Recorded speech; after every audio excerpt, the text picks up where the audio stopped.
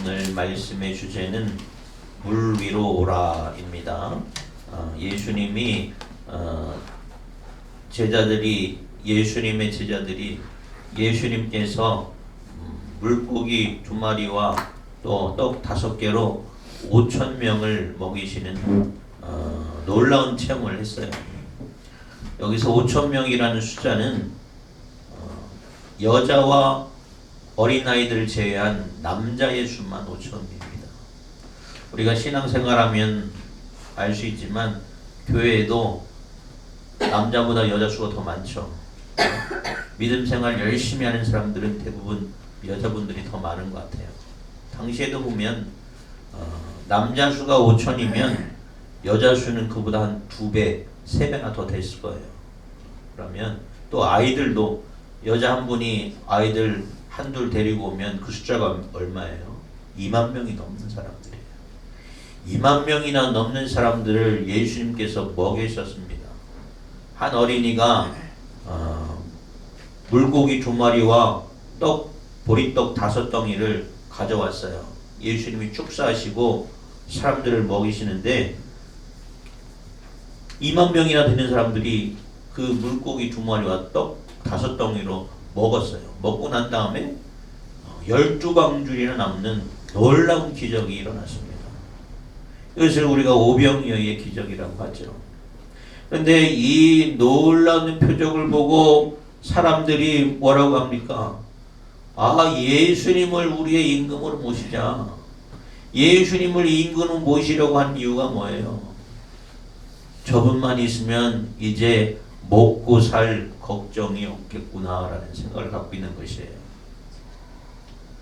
이 놀라운 표적을 보고 아마 제자들은 얼마나 든든하고 얼마나 기쁘고 얼마나 감사했을까요?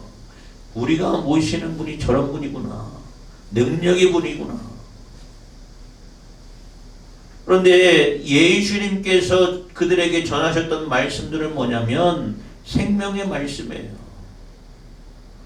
예수님께서는 하나님의 나라에 들어가기 위해서는 회개하고 천국에 들어가야 한다고 말씀하셨을 것이에요. 또 천국 백성이 되기 위해서는 이 세상에서 어떻게 살아야 하는지에 대해서 예수님께서 말씀하셨지만 이 사람들은 예수님의 말씀을 듣고 천국을 소망하기보다도 이 땅에서 먹고 마시는 거에만 더 관심을 가졌어요. 그래서 억지로 예수님을 자신의 임금으로 만들려고 한 거 아닙니까? 예수님께서 광야에서 40일 동안 금식을 하시고 사단에게 시험을 받습니다. 그 시험 중에 한 가지가 돌로 떡덩이가 되게 하라는 것이에요. 네가 만일 하나님의 아들이거든 이 돌로 떡이 돼서 먹으라라고 사단이 욕을 합니다. 그러나 예수님께서는 뭐라고 말씀하시냐면 사람이 떡으로만 살 것이 아니요 하나님의 말씀으로 산다라고 말씀하셨어요. 마귀에 쓰임받는 사람들은 하나님의 말씀에는 관심이 없어요. 먹고 사는 데에만 관심이 있다는 것이에요. 그래서 이 땅에 만왕의 왕으로 오신 예수님, 또 우리를 구원하기 위해 오신 예수님을 자신의 육신의 만족을 위해서 왕으로 삼으려고 했던 것입니다. 이 사람들은 사단의 앞잡이가 되었어요. 그리고 먹고 사는 데만 관심 갖다 보니까 신앙의 본질을 잃어버리고 사단의 앞잡이가 되어버리는 믿음의 사람들도 얼마나 많은지 모릅니다.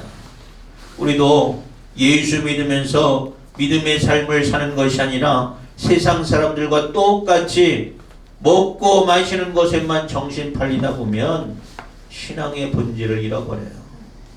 사단의 앞잡이가 되는 것입니다. 여러분, 하나님과 성경은 뭐라고 말씀했어요? 물질과 하나님을 겸하여 섬길 수 없다고 그랬습니다.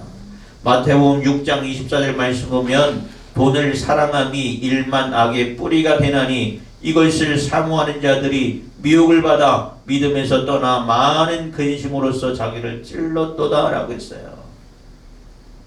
그래서 예수님은 어떻게 하셨습니까? 제자들을 떠나보내셨어요. 왜? 이 사람들을 흩어버리기 위해서, 또 이 사람들과 제자들을 격리하고 분리하기 위해서, 제자들이 이 사람들의 마음에 물들까 두려워서 제자들을 떠나보내시는 것이에요. 오늘 본 말씀이 예수님이 제자들을 떠나보내신 그 사건부터 시작됩니다. 아직 제자들의 신앙이 온전치 않기 때문에 이 사람들 때문에 물들까봐 예수님은 서둘러 떠나보내게 하셨던 것이에요. 실제로 나중에 이 제자들이 보면 어떻겠냐면, 예수님이 우리의 왕이 되시면 하나의 예부편에 앉게 하시고 저는 좌편에 앉게 하시고, 예수님께 청탁을 해요. 예수님이 로마 정권을 무너뜨리고 왕이 되시면 하나는 우의정, 하나는 좌의정 삼게 해달라는 것이에요.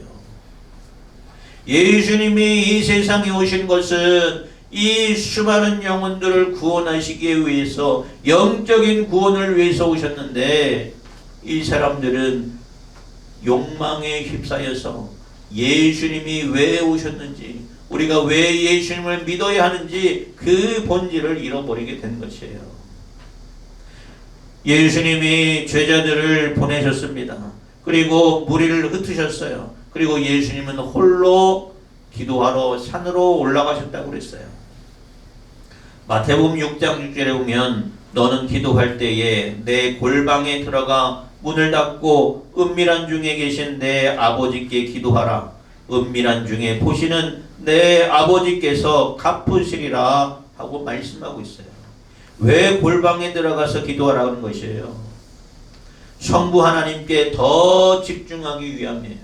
그런데 당시 바리새인들은 어떻게 기도했냐면, 기도하러 가다가 광장에서 기도를 해요. 사람들 많은 곳에서 큰 소리로 기도합니다. 하나님 아버지, 제가 주일도 잘 섬겼고요, 11조도 잘 드렸고요, 제가 열심히 신앙생활합니다. 하나님이 듣기보다도 사람들이 나의 기도를 듣고, 저 사람이 저렇게 신앙생활하는구나, 잘하고 있구나, 칭찬받기를 원하는 것이에요. 우리가 신앙생활할 때 다른 사람부터 칭찬받는 것에 더 신경 쓰는 사람이 있어요. 목사님이 인정해 주는 것에 더 신경 쓰는 사람이 있어요. 여러분, 하나님으로부터 칭찬받는 신앙이 되시길 바랍니다.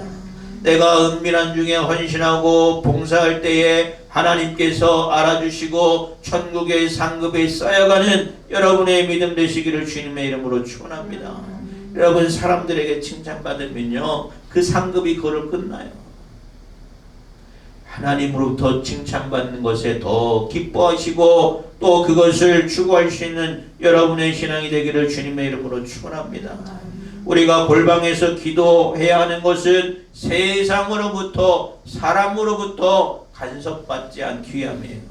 예수님께서 산에 올라가서 기도하시는 것은 세상으로부터, 사람으로부터 간섭받지 않기 위함이에요. 또 하나님께만 집중하기 위함이에요. 왜? 하나님을 사랑하기 때문에. 사랑하는 여러분, 우리가 하나님을 사랑한다면 하나님을 찾아야 돼요.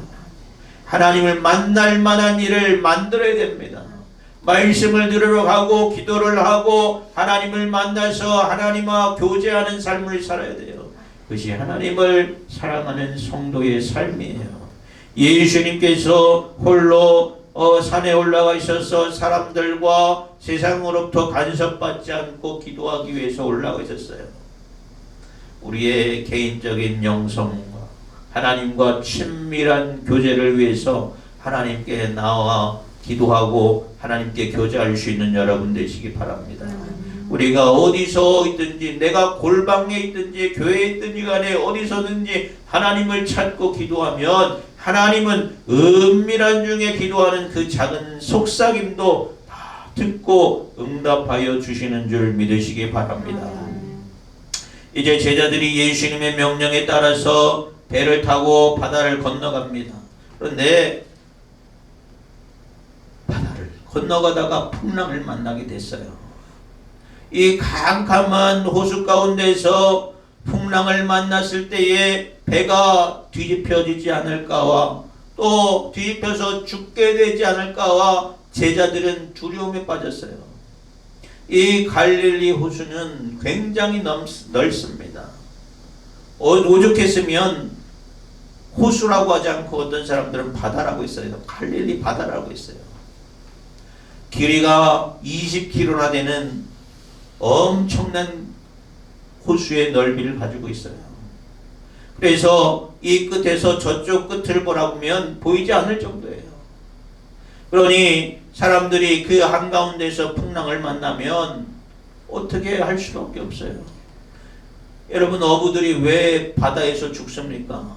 어부들은 자기들이 가는 곳만 가요. 자기들이 어망을 쳐놓고 간 데에서 그물을 가져오는 것입니다.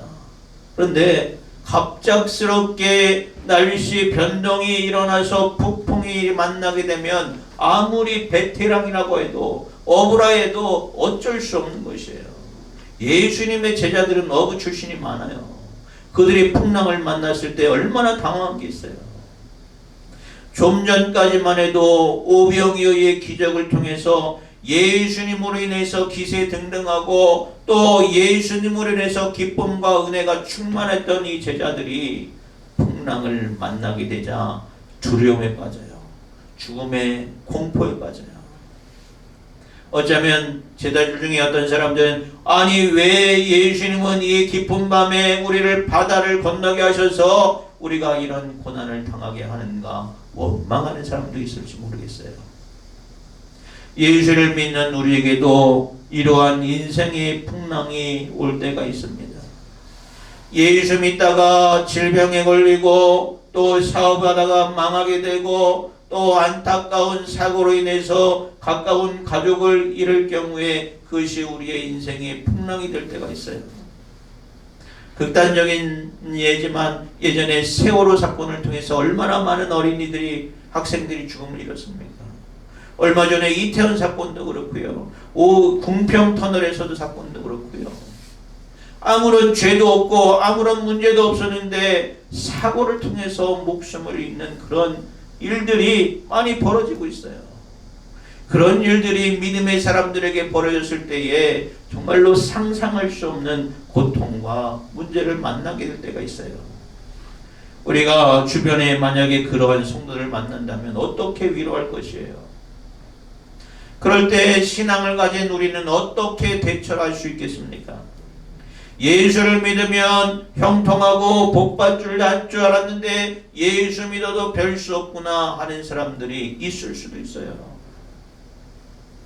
2017년도에 제천에서 스포츠 빌딩에 큰 화재가 났습니다. 그 화재가 나서 29명이 죽게 되었어요.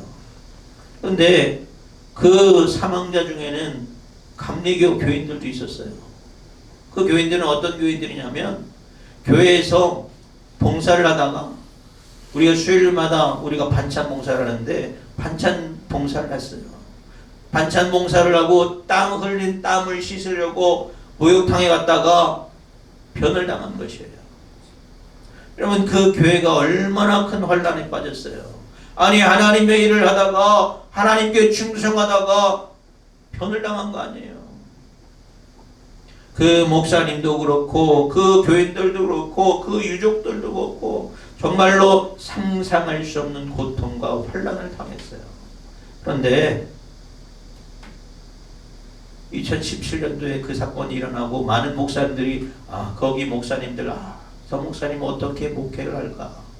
사랑하는 교인들을 순식간에 죽임을 당하고 고통을 당했는데 어떻게 목회를 할까? 다들 걱정하고 염려했는데 교회가 하나님의 은혜로 상처가 잘 덮여지고 은혜 가운데 회복되었어요. 그 목사님이 지금 우리 연회 감독님이 되었어요. 얼마 전에 또 오송에 물난리가 났습니다. 그래서 어떤 교회 집사님 과수원이 다 물에 잠겼대요. 목사님 말로는 물이 잠기는데 물이 여기까지 왔답니다. 그 집사님이 카메라로 핸드폰을 찍었는데 물이 코앞까지 차올 정도로 잘못하면 죽을 수 있어요. 온 과수원이 1년 농사를 다 망쳐버렸어요. 그런데 새벽 예배를 하는데 그 집사님이 교회에 나와서 맨날 울기만 하는 거예요. 말씀은 저라는 목사님도 저에게 이야기하는데 저 집사님이 울기만 하는데 내가 전하는 말씀이 위로가 되고 은혜가 될까? 속상해서 그런 말씀을 하십니다. 사랑하는 여러분, 우리에게도 예수 믿는 우리에게도 이러한 인생의 풍랑이 올 수가 있어요. 왜 그렇습니까? 왜 예수 믿는데 하나님 믿는데 하나님 백성인데 왜 인생에 그렇게 어렵고 힘든 일들이 닥쳐요? 이 세상이 아직 하나님의 나라가 되지 못했기 때문에 그래요. 이 세상이 아직 하나님 나라가 완성되지 못했기 때문에 아직 공중권세 잡은 사단 마귀가 판을 치기 때문에 이 세상에 사람들이 고난이 오고 어려움이 오고 하는 것이에요. 그래서 성도들을 낙심케 하고 또 절망케 해서 하나님과 멀어지게 하는 것이 사단의 괴력이에요. 하나님이 아직까지는 참고 인내하십니다. 왜? 아직도 이 세상에 구원받아야 할 영혼들이 많기 때문에. 그러나 최후의 심판이 되면 하나님께서 이 사단 마귀를 잡아다가 다 지옥 불구덩이에 쳐놓을 것을 믿으시기 바랍니다. 찬송가 중에 413장 찬양이 있어요. 내 평생에 가는 길이라는 찬양이 있습니다. 내 평생에 가는 길 순탄하여 늘 잔잔한 강 같든지 큰 파도 풍파를 무섭고 어렵든지 나의 영혼은 늘 평하다라는 찬양이에요. 이 찬양을 작사한 사람이 스페포드라는 사람이에요. 그 사람은 유명한 잘 나가는 변호사입니다. 그런데 그 부인이 몸이 아파요. 그래서 내 딸과 함께 요양을 보내려고 유럽 여행을 먼저 보냈습니다. 그런데 해상사고가 났어요. 부인만 살아나고 내 딸이 다 죽었습니다. 이 스태포드가 그 비참한 그 현장을 참관하러 가다가 이 노래를 작사한 거예요. 내 평생에 가는 길 순탄하여 늘 잔잔한 강물 같든지 또 큰 풍파로 무섭고 어렵든지 나의 영혼은 늘 평안하다 고백하는 것이에요. 사랑하는 여러분, 어떤 사람이 이러한 인생의 고난에서 이렇게 평안을 고백할 수가 있겠어요? 우리가 지금 믿음으로 준비하고 있을 때에, 우리가 지금 영적으로 깨어 있을 때에, 우리가 하나님을 바라보는 신앙으로 훈련되어 있을 때에 우리 인생 앞에 닥쳐오는 큰 풍파를 믿음으로 잘 견뎌내고 이겨낼 수 있는 줄 믿으시기 바랍니다. 지금 우리는 인생의 풍랑과 같은 문제와 시험이 닥쳐올 때에 내가 시험에 들지 않도록 기도해야 됩니다. 악에서 우리를 구원하여 주실 것을 기도해야 됩니다. 기도로 말씀으로 깨어있고 준비되는 여러분 되시기 바랍니다. 우리가 지금 깨어있지 않으면, 소망의 하나님을 바라보지 않으면 우리는 신앙의 삶을 살아갈 수가 없어요. 우리가 작은 파도만 와도, 작은 인생의 문제만 생겨도 염려하고 근심하고 실망하고 시험이 드는 것이 우리의 인생이에요. 우리의 믿음이고 우리의 신앙입니다. 사랑하는 여러분, 시험 받을 일들이 얼마나 많은지 몰라요. 하나님을 바라보시고 영적으로 깨어 준비하는 여러분의 신앙의 삶이 되시길 바랍니다. 제자들이 예수님의 말씀을 순종하여 배를 타고 가다가 풍랑을 만났어요. 밤새도록 배가 풍랑에 이리 뒤집힐지 저리 뒤집힐지 알 수 없는 그런 상황이에요. 두려움과 공포 속에서 있을 때에 새벽 4시경에 예수님께서 바다 위를 걸어오시는 것을 목격해요. 처음에는 이 제자들이 유령인 줄 알았습니다. 귀신인 줄 알았어요. 그래서 얼마나 놀랐겠어요. 제자들이 무서워서 소리 질렀다고 그랬어요. 맨정신에도 놀랄 지경인데 혼비백산 정신이 나간 상태에서 바다 위로 걸어오시는 그분이 예수님인지 어떻게 알 수가 있겠어요? 제가 예전에 부여에서 교육전도서 할 때 했어요. 거기는 새벽 기도가 4시에 새벽 4시에 합니다. 4시 하는데 부활절 새벽 기도의 준비를 위해서 나가는데 저 먼 곳에서 흰 소복 입은 사람들이 지나가요. 여럿이 지나와요. 새벽에 얼마나 무서워요. 교회 문을 딱 열었더니 교회에 흰 소복 입은 사람들이 잔뜩 앉아 있어요. 그 교회는 그랬나 봐요. 부활절 새벽 예배 때는 소복 입고 와서 예배를 드리는 것이 그 교회의 전통인 것 같아요. 왜 그랬는지 저는 잘 모르겠습니다. 근데 이 새벽에 깜깜한 밤에 이러한 소복만 입은 사람만 봐도 깜짝 놀랄진데 바다 한가운데서 풍랑이는 가운데서 걸어오는 사람 보고 놀라지 않을 수가 없잖아요. 그러자 예수님께서 말씀하십니다. 예수께서 즉시 이르시되 안심하라 나니 두려워 말라 말씀하셨어요. 사랑하는 여러분, 하나님께서 우리를 풍랑 가운데 혼자 두시지 않으신 줄 믿으시기 바랍니다. 우리 풍랑 가운데 있을 때 예수님께서 안심하라 나니 두려워하지 말라 말씀해 주시는 줄 믿으시기 바랍니다. 안심하라는 것은 뭐예요? 내가 유령이나 귀신 따위가 아니라는 것이에요. 마음을 편안히 가지라는 것이에요. 난이라는 것은 뭡니까? 내가 누구라는 것이에요. 베드로가 예수님에게 고백했잖아요. 주는 그리스도시요 살아계신 하나님의 아들이십니다. 예수님께서 오병이어의 기적을 일으키시고 병든 자를 고치시고 귀신을 내쫓으시고 죽은 자도 살리신 분이에요. 그분이 나다. 두려워 말라 말씀하시는 거예요. 그러니 풍랑이 와도 두려워하지 말라는 것이에요.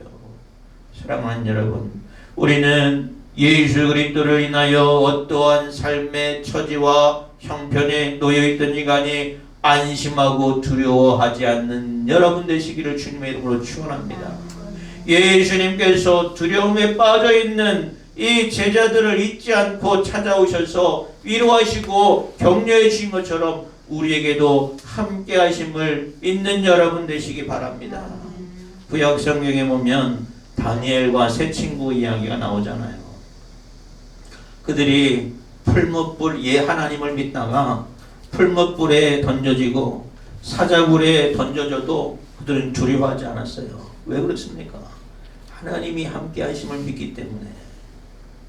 죽으면 죽으리라는 확신과 믿음 때문에 그들은 두려워하지 않고 하나님을 섬겼어요. 이사야 43장 2절에 이런 말씀이 있습니다. 네가 물 가운데로 지날 때에 내가 함께 할 것이라. 강을 건널 때에 물이 너를 침몰치 못할 것이며 내가 불 가운데로 행할 때에 타지도 아니할 것이요 불꽃이 너를 사르지도 못하리니 라고 말씀하고 있습니다. 예수님은 우리를 구원하시기 위해서 낮고 천한 곳에 인간의 모습으로 이 세상에 오신 줄 믿으시기 바랍니다. 그리고 우리를 구원하시기 위해서 십자가를 지셨어요. 우리를 구원하시는 사랑 때문에 그렇게 하셨어요. 요한복음 14장 18절에 내가 너를 고와 같이 버려두지 아니하고 너희에게로 오리라 말씀하셨어요. 인생의 큰 풍랑을 만났을 때에 주님은 우리를 떼버려 두시지 않으시고 찾아와서 우리를 위로하여 주시고 안심시켜 주시는 줄 믿으시기 바랍니다. 우리가 부활의 신앙을 믿는다면, 천국을 소망하는 삶을 산다면 우리는 어떠한 인생의 풍랑이 와도 두려워하지 말아야 돼요. 왜? 주님이 우리와 함께 하시기 때문에. 그러므로 지금 현재의 문제든지 또 아직 일어나지도 않는 일들로 염려하지 마시고 내 인생의 문제를 하나님께 맡겨드릴 수 있는 여러분 되시기 바랍니다. 우리가 맡겨드려야 하나님께서 일하시는 거예요. 내가 염려하고 웅크려 붙이고 내가 갖고 있으면 도저히 하나님이 역사하지 않으셔요. 하나님께 맡겨드리고 하나님 책임져 주세요. 하나님 도와주세요. 하나님 부르질 때에 하나님께서 일하시고 역사하여 주시는 줄 믿으시기 바랍니다. 우리가 염려하고 근심함으로 해결될 문제가 아무것도 없어요. 두려움에 빠졌던 이 베드로가 예수님이 풍랑의 위로 건너오심을 보자 두려움이 사라졌어요. 그래서 뭐라고 합니까? 28절 보면 베드로가 대답하여 이르되 주여 만일 주님이시거든 나를 명하사 물 위로 오라 하소서 했어요. 베드로가 주여 만일 주님이시면 주여라고 말했으면 주님이시죠. 만일 주님이시면 나를 물 위로 오라 하소서 말씀하는 거예요. 말하는 거예요. 베드로가 예수님이시면 주님이시면 얼마든지 자기를 물 위로 걸어오게 하실 수 있다는 확신이 있었어요. 왜? 예수님을 봤거든요. 예수님을 체험했거든요. 예수님이 물고기 2마리와 떡 보리떡 5덩이로 2만 명을 먹이시는 놀라운 하나님의 아들이심을 경험했거든요. 여러분, 그러나 믿음은 시험하는 것이 아닙니다. 믿음은 결단하고 순종하는 것이에요. 베드로가 무작정 물 위로 뛰어들지 않았어요. 주님 명령하시면 제가 물 위로 걷겠습니다 말하는 것이에요. 여러분 믿음으로 하나님을 시험하려는 사람들이 있습니다. 폭풍우 몰아치는데 주님이 지켜주시겠지 바다로 나가는 것은 얼마나 어리석은 일인지 몰라요. 하나님을 시험하는 것이에요. 어리석은 일입니다. 그러면 다니엘과 세 친구의 믿음은 어떤 것입니까? 사자굴에 던져질 걸 알고 또 불구덩이 속에 던져질 거 알면서도 믿음을 지킨 것은 하나님 시험한 거 아닙니까? 아니요. 그들은 죽을 각오로 한 것이에요. 죽어도 괜찮다는 믿음과 소망으로 한 것이에요. 죽어도 괜찮다는 믿음으로 그들은 하나님을 신앙을 포기하지 않은 것이에요. 왜? 죽으면 하나님 나라 가는 것이기 때문에, 죽으면 천국 가는 것이기 때문에, 하나님의 나라와 천국을 소망하기 때문에 그들은 담대하게 죽음과 맞설 수 있었던 것이에요. 사단이 예수님께 네가 하나님의 아들이면 이 성에서 뛰어내려라. 그럼 천사들이 널 붙잡아 줄 것이다 라고 시험하잖아요. 당시에 많은 사람들이 자신이 하나님의 종인 것을 확신받기 위해서 어떤 사람들은 성 위에서 많이 뛰어내렸다고 그래요. 하나님이 시험한 거예요. 내가 하나님 종이면 하나님 저 붙잡아 주시겠죠 하고서 성에서 뛰어내린 거예요. 하나님을 시험하면 하나님이 들어주십니까? 믿음은 뭐라고 했어요? 시험하는 것이 아니라 결단하는 것이라고 했어요. 순종하는 것이라고 했어요. 베드로는 예수님이 명령하시면 무엇이든지 할 수 있다는 확신을 가지고 예수님의 명령에 순종하는 신앙의 모습을 보이는 것이에요. 여러분도 주님이 명령하시는 대로 순종하고 결단하는 여러분 되시기 바랍니다. 우리가 말씀보다 앞서가서는 안 돼요. 내 생각대로 내 뜻대로 내 마음대로 신앙생활하는 것은 신앙생활이 아니에요. 여러분 이스라엘 초대왕 사울왕에 있어서 하나님의 영이 왜 떠났어요? 자기 마음대로 하기 때문에 그래요. 자기 원하는 대로 하기 때문에 그래요. 자기 사정대로 자기 형편대로 하나님을 이용했기 때문에 그래요. 순종하지 않고 제 마음대로 예배했기 때문에 하나님의 영이 떠나버렸어요. 말씀하시는 대로 순종하는 여러분 되시기 바랍니다. 내가 말씀보다 앞서가는 것이 아니라 하나님 말씀하시면 내가 앉기도 하고 서기도 하고 가기도 하는 것이 우리의 믿음과 신앙이 되기를 바랍니다. 그러자 예수님이 뭐라고 했어요? 오라라고 말씀했어요. 어디로 오라는 것이에요? 풍랑이는 바다 위로 오라는 것이에요. 예수님께서 베드로가 오기 좋게 풍랑을 아직 멈춘 것이 아니에요. 아직도 넘실거리는 풍랑이 있어요. 그 가운데 예수님이 오라고 말씀하셨어요. 사랑하는 여러분, 우리는 사단 마귀가 주장하는 이 세상의 풍랑과 이 파도 앞에 서 있어요. 주님은 뭐라고 말씀하시냐면 풍랑과 파도가 있지만 나를 믿고 오라고 말씀하시는 줄 믿으시기 바랍니다. 이 세상을 두려워하지 마시기 바랍니다. 풍랑과 파도를 두려워할 것이 아니라 주님이 말씀하신 대로 믿고 순종하여 나갈 수 있는 여러분 되시기 바랍니다. 주님이 함께 하셔요. 주님이 우리와 함께 하시기 때문에 두려워 말고 나오라고 말씀하시는 것이에요. 베드로처럼 풍랑이는 세상에서 주님을 바라보고 세상을 바라보는 것이 아니라 바람을 바라보는 것이 아니라 파도를 바라보는 것이 아니라 주님을 바라볼 때에 이 풍랑이는 이 바다 위를 평안하게 걸을 수 있는 줄 믿으시기 바랍니다. 그런데 이 베드로가 처음에는 객기 좋게 주님 저를 오라고 말씀하십시오. 제가 가겠습니다. 풍랑이를 걸어가다가 바람을 보고 두려워해서 물에 빠지고 말았어요. 이 세상에서 우리는 그럴 때가 많아요. 주님 믿고 가다가 우리 앞에 있는 바람을 보고 문제를 보고 두려워하고 근심하고 염려하고 시험 들 때가 많습니다. 그러나 주님 뭐라고 말씀하십니까? 믿음이 적은 자여 왜 의심하느냐? 내가 너와 함께 하심을 왜 의심하느냐? 내가 너를 능력 있게 사용할 것을 왜 의심하느냐? 예수님은 우리 인생의 파도와 바람을 얼마든지 멈춰서게 할 수 있는 분이에요.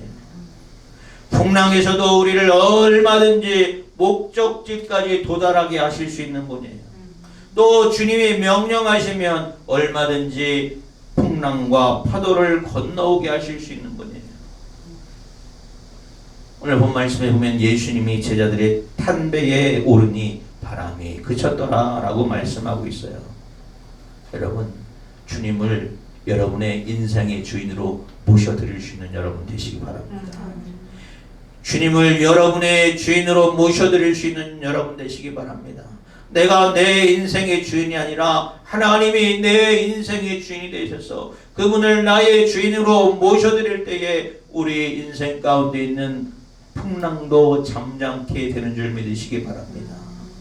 풍랑이 일어도 우리는 평강과 기쁨과 담대하여 줄 수 있어요. 맡기고 모시는 신앙이 삶이 여러분 안에 있으시길 바랍니다. 예수님을 믿는 자나 믿지 않은 자나 또는 주님의 명령을 따라 사는 자나 인생의 풍랑은 누구에게나 닥쳐요. 왜? 사단 마귀가 공중 권세 잡은 자가 이 세상을 다스리기 때문에. 그러나 주님을 찾는 자, 주님을 바라보는 자는 주님의 평강과 은혜 가운데 걸 수 있게 되는 줄 믿으시기 바랍니다. 오직 의인은 믿음으로 살리라 라고 말씀했어요. 믿음 안에서 순종하는 여러분 되시기 바랍니다. 그래서 믿음 안에서 승리하는 여러분 되시기 바랍니다.